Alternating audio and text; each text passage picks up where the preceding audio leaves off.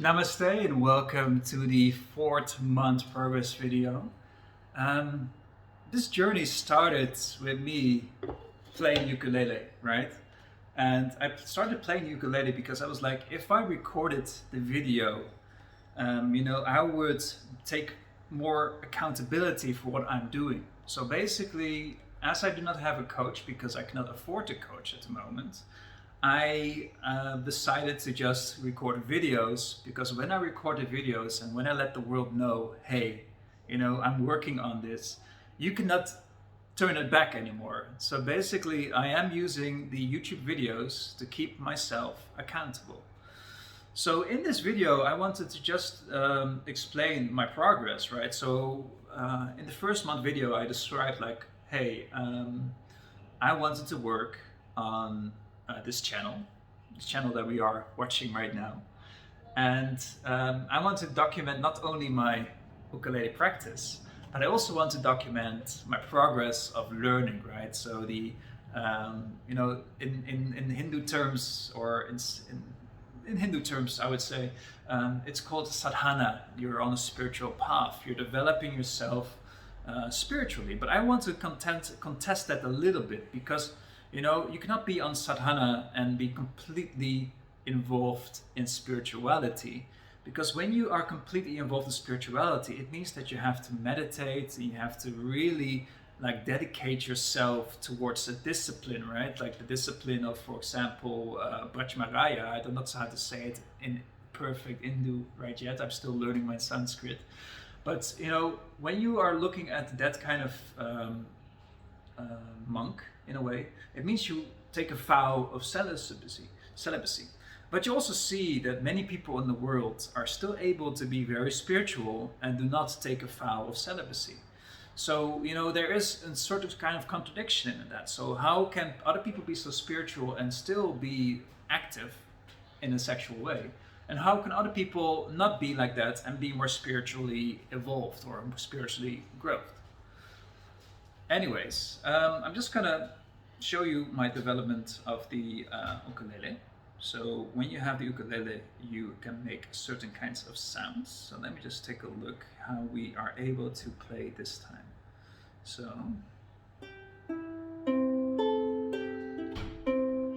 this is a nice little melody.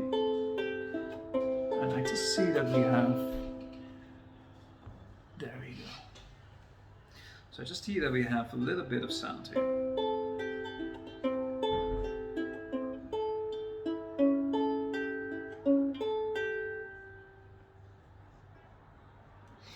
Anyways, let's continue. So when we're talking about my growth, I just released my book. So when you have a book released, I was always thinking like, okay, the book is released and what do I do with that book? And I had a big thought about like I had some issues when I released the book that I made some mistakes where the book is not released on time. So what I did, I released a very unedited copy that I just worked on all by myself. I released that to the world. And once I released that version of it, I really asked my graphic designer to make the book as pretty as it can be. So when we release the paperback version, the color version of the book, it will be completely beautiful. All right, what else? Now we're moving to the next topic. You also will probably notice that I will cut some things out of this video. So when I cut things out, it's just basically because I'm still learning how to work with YouTube. And when you work with YouTube, it's very important that you get the knowledge without all the noise. So when you have when you have like all of this knowledge being shined at you, but you still have to watch 1 hour of video to actually get the knowledge from that video, it can cause a lot of like disruption in your brain. So for me, I always kind of share the version of the video where it's uncut, and I'm also gonna share you the video where it's completely into your completely like bam, there it is. So I'm gonna share the making of, and I'm going to share the actual video. So here we're going to talk about the celebrations, right? So the book is released. The book is about non-duality. It's about how you're able to reclaim your mind in a world where there's a lot of illusions going on, and these illusions are created by people living on this planet, right?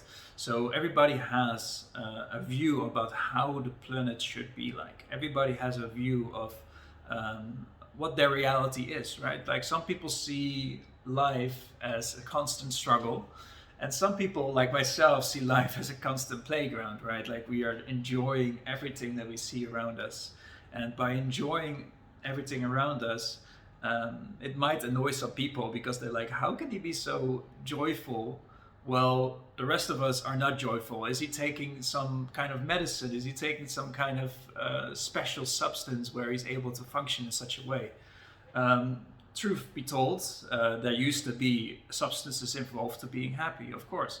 But those substances were only there so I can really see how a different perspective looked like, right? If you're stuck inside of your current paradigm, if you're stuck inside of your current mindset, when you take a substance that alters your mind and alters your view of the world, it's a very liberating gift. And I also discuss this in my book as well. If you're interested in about that part, I really recommend reading the book Be Here Now by Ram Dass.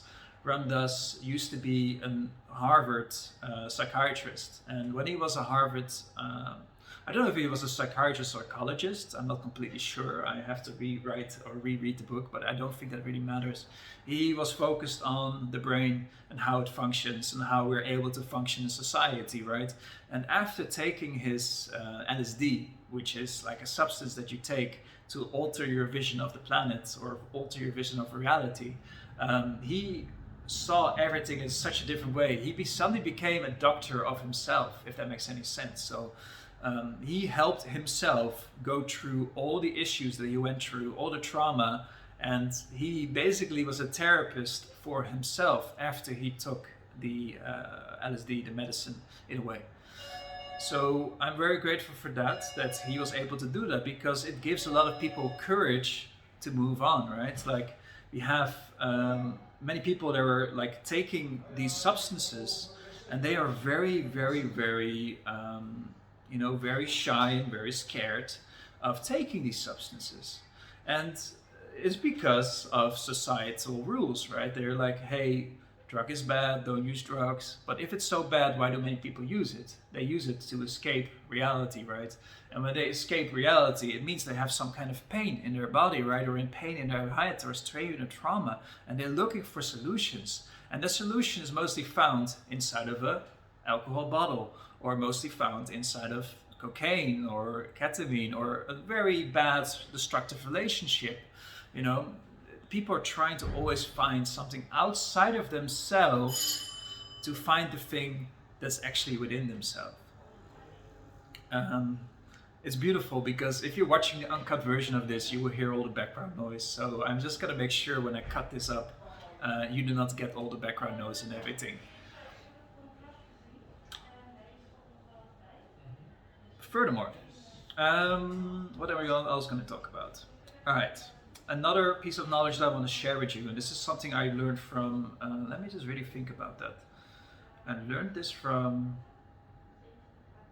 Alan Watts. Yeah, Alan Watts is the one. So Alan Watts, in one of his podcasts, he mentioned that you have fire, and fire has awareness, fire has a consciousness. And I found this quite interesting because, fire, how can it have a consciousness?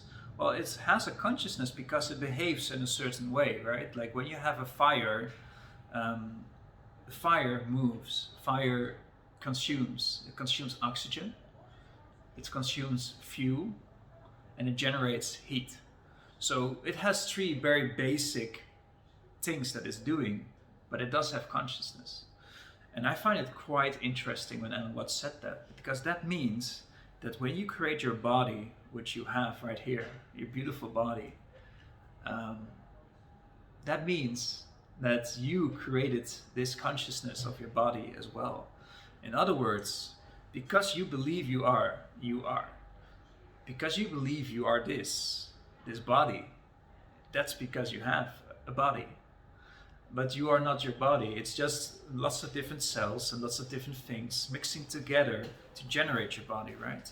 So when you generate your body, it's not your body to begin with. It's just a couple of cells and organisms that decided to live in your body to generate that body that you are. It also is very close to the integral theory of Ken Wilber. When Ken Wilber talks about holons, well, we got this holon that is like an atom. An atom decides to join the bigger holon, which is like a cell, and then from the cell we move on to different kind of organs, and from the organs we move to actual person, and from the person we move to society, which is like could be your city, could be your family, and then when you move to that element of your society element, blah blah blah, you're heading towards the nation. A nation becomes earth, and earth becomes us, right?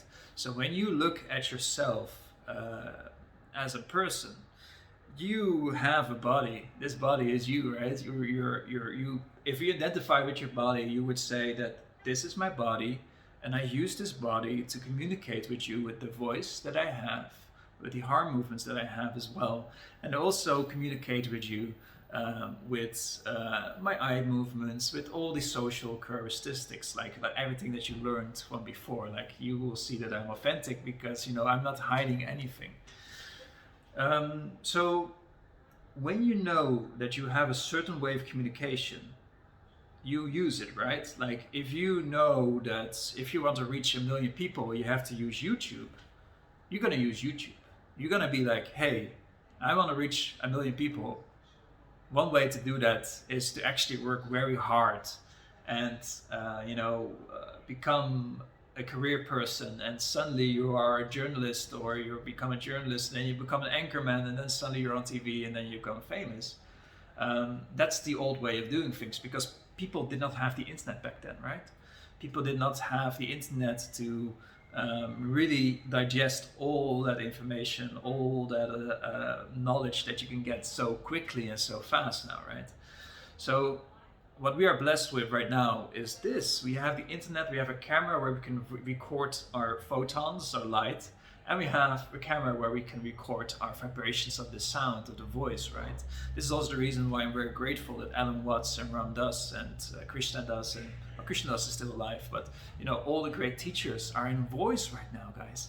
It's beautiful. We never had this before.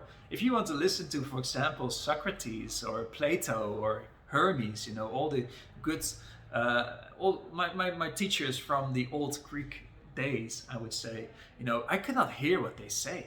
And how can I know that their book is actually a book written by them? Just like how can you know that the Bible was written by Jesus? It's first of all, it's not written by Jesus, it's written by his disciples that knew him, right? So you never know what you're gonna get, because people are always distorting the truth. People are always believing that their version of the truth is the real truth, right? And this causes so much distortion on the planet Earth. It causes so much distortion and so much uncertainty, so much doubt, that that's the reason why so many people are depressed right now, right? So many people just don't know what the ultimate truth is. And what I always find so funny, like the ultimate truth is really, really inside of you. Like the moment you start realizing who you are, which is basically you. Nobody can tell you what you are, because you are what you are. Nobody has a manual saying you can be a very good David, you can be a very good John, you can be a very good Maria. There's no manual for that. There's nobody outside of you that can give you the ultimate answer to what you are. However, there are teachers out there that are very well known about oneness, right? Non-duality. And when the moment that you are embracing non-duality, it means that you recognize everybody as yourself. Which is also my speciality in Bhakti Yoga. You mean love and devotion for all, right? Love and devotion for all people. So when you realize that everybody is you, you will not harm them, because when you harm them, you will harm yourself, right? But it does not mean that their opinion should be stronger than your opinion. Your opinion is very valuable, because your opinion is completely unique in this world. And when you share your opinion, it does not mean that you are being more than anybody else. You can share your opinion, just find the right avenue to share your opinion. If you look at, for example, if you look, for example, your family, right? If your family is very, very, very strict in their religion, they will influence you to follow that religion as well. Why? Either they really enjoy their religion, or when they not enjoy their religion, they need to know that all their pain was for something. So they also want you to feel that pain as well. And I know this sounds very double in a way. It sounds very harmful when I say that. But most people do this unconsciously. They're like, who are you to be better than me? And I am much better in this than you. So I followed this religion for so long, and you decide to be against my religion, meaning you're against me. You know, that is complete bullshit. And this is something I learned from Vishen Lakhiani, by the way. So Vishen Lakhiani is known for the rules, bullshit rules. You know, great teachers, great mentors. Unfortunately, they do not teach me right away, so I have to get it from their books. You know, when you know that all of this is created by the vision of other people, you know, it's very important that you recognize your value in all of this, because those people are you as well. Those people that broke those borders, broke the status quo, they are just like you and me. They broke the status quo. They want to create a new world. They want to create a new vision. They create a new reality. And that's what we're all striving for, right? We're striving for the desire that we really want to be this person. We really want to be having this experience, right? You want to like be on this beautiful island, and you want to help people as much as you can, and you want to create a community around you that has the same set of values and beliefs as you do. And the only way to really get there is to really be yourself. And I know it sounds very cliche, and I know that if you're stuck in that, if you're stuck inside of that dark night of the soul area still, I understand that it's very difficult to really see everybody as you. But, you know, the only way to get free is to really nurture your own opinion, really nurture your own thinking, really nurture who you are. You know how I'm blissful, how happy I am to actually share all of this. So, my progress book is released. So if you're interested in all of these topics that I just mentioned, the book is released. The book you can find over here. I will probably post a link that's right over here where you can see the book. I'm also gonna post a link to the community right over here, where you're able to find a way to have a community, a tribe, right? So people that actually support your growth, your sadhana, your growth towards the next person that you want to be. And then over here, you can click the link to subscribe to my channel, and also try to find the best way of doing things. Sorry, what did you say? People from the country, the city, they come here. People from the city? Okay. Do you want me to... Go into the room.